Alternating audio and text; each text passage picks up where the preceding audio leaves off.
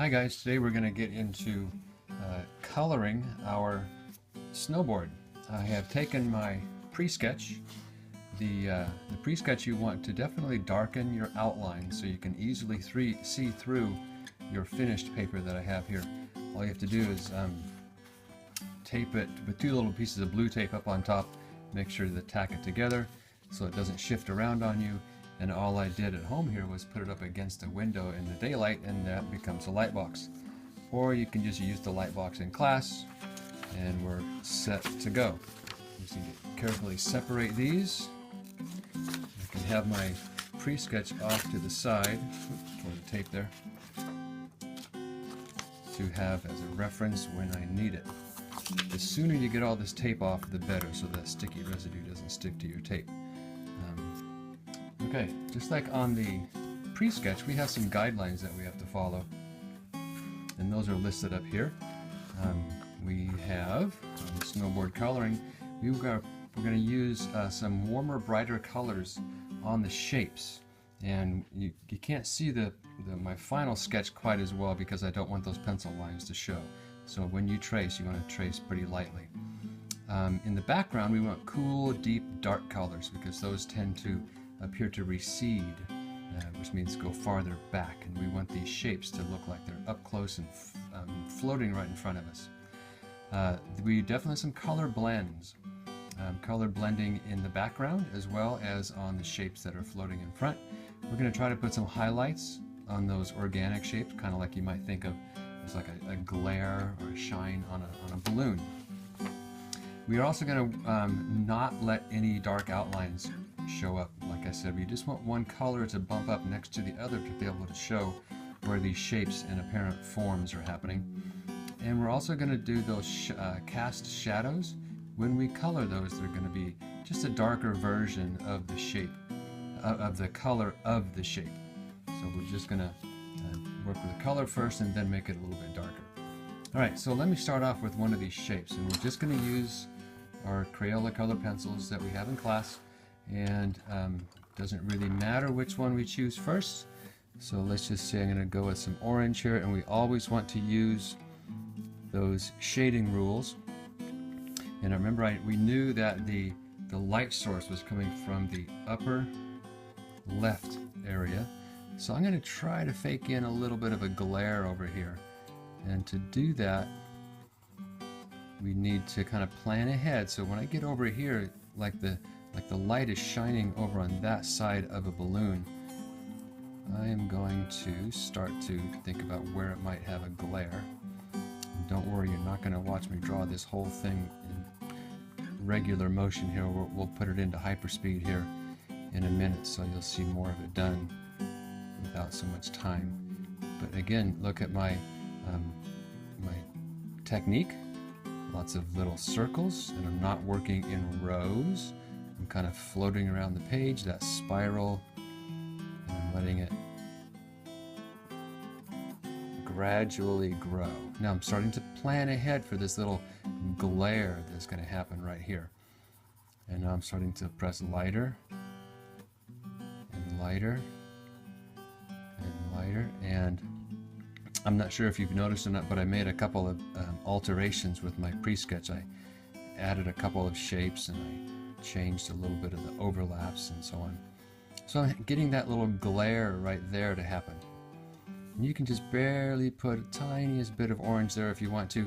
And I'm going to try to let that glare happen a little bit more by adding some red. This is red-orange, but it's still a little bit darker.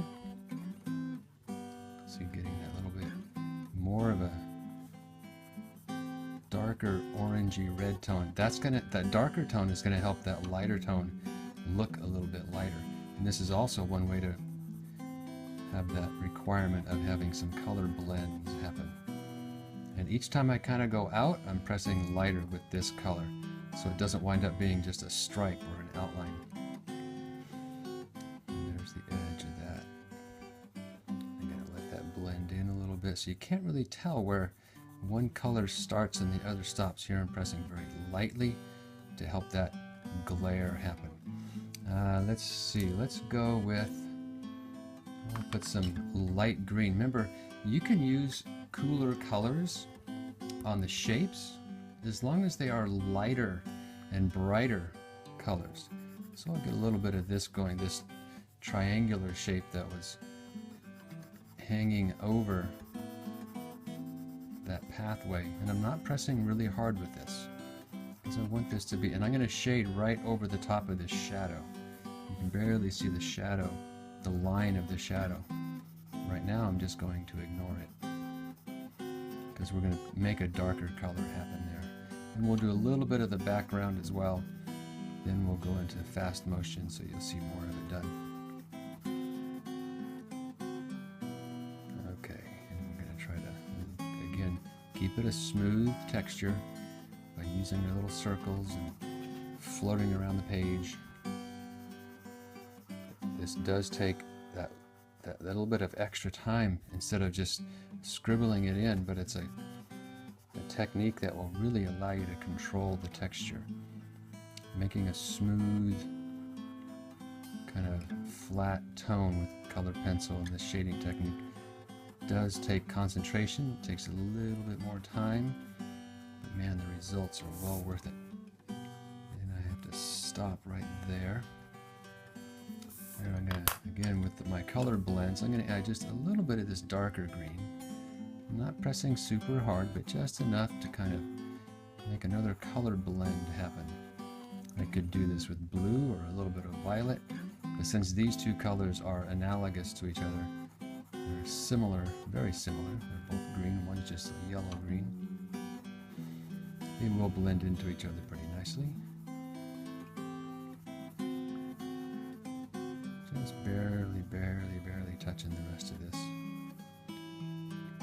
Now when I want to make that color, the shadow, a little bit darker, I can just use this darker green and press a little bit harder right there.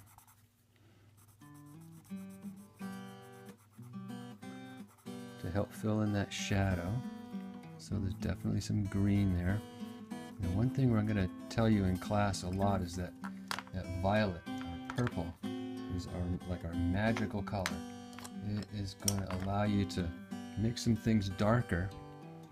And I'm not going to press really hard, just hard enough to get it darker. It'll make things darker, but it'll still have a sense of color with it. If you use black, it tends to just cover up the color completely. So that still looks like a darker, duller green right there. Now let's take our blue, our dark blue, and I'm going to start doing a little bit of the background. And I'm going to, this small section won't take long at all. And I'm going to make that blue kind of jump over into this. And then that orange organic shape will start to pop forward. I want this to be nice and dark, even darker than the shadow right next to it there.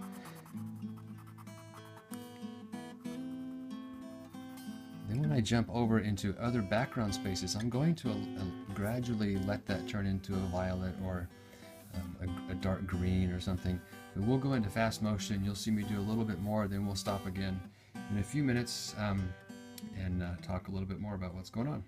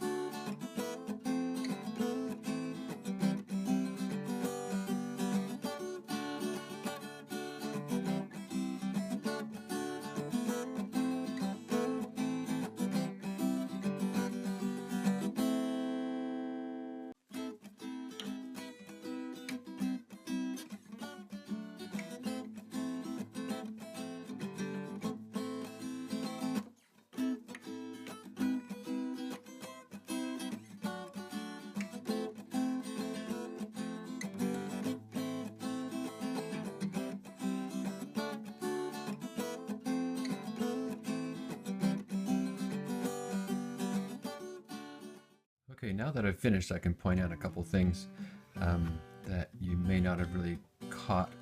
I know I did some of this off camera, but this color was produced by just lightly pushing with some violet and lightly pushing with some red, and then using white on top of that with some good pressure to help blend those together. In a similar way, this red shape back here was the same thing. I pushed a little bit harder with red, so red was the more powerful color, and shaded it with some violet. And again, white on top of that to help it make it look nice and sturdy and kind of thick. Over here I went with some really soft red and really soft orange to get that pink and peach kind of feel. And again, with white on top of it to let it look like it was applied in a thick way, but it was actually done really softly with the initial color. As you can see, the shadows have a lot of the color of the shape. So there's lots of yellow in that. There's lots of red and violet in this shadow. There's still yellow underneath that shadow.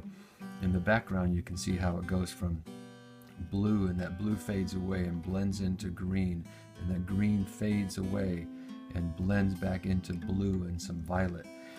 In the background, I also used a little bit of black in just some of these corners to help some contrast help or stand out, and I used a little bit of black inside those areas to help those circles and those holes look like there's a little more contrast there. So that's it. If you get that far, you're good to go. Take your time. The time that you take and the technique that you use, the nice shading technique and the concentrating on getting those nice blends to happen, and also those nice crisp edges will really make those shapes pop and make that background have a nice crisp dark look to it in order for these front shapes to really float forward. So have fun with it, and we'll work together in class.